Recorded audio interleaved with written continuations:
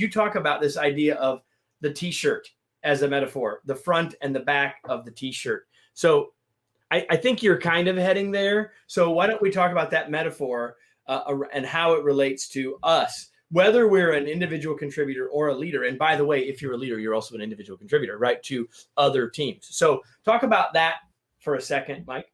Well, I got to give credit to Jim Allen, a partner at Bain & Company, who came up with this framework. But front of t-shirt, back of t-shirt is, an analogy about the things you're good at and the things that take you out.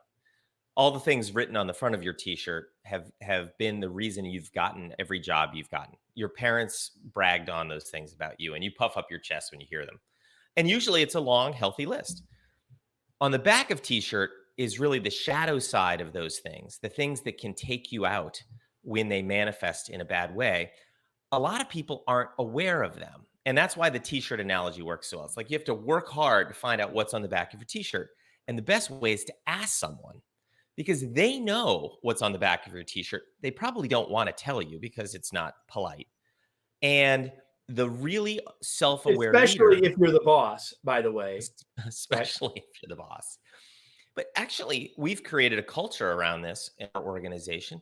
There will be managers who will send out anonymous Google forms. Just say, hey, tell me what's on the back of my t-shirt. I want to know.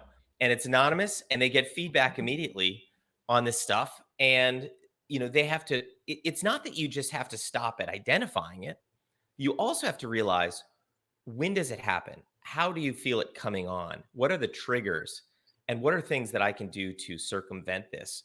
Because you live with these things, and you have to realize that if you don't conquer them or coexist with them, you're not going to be the best leader you can be.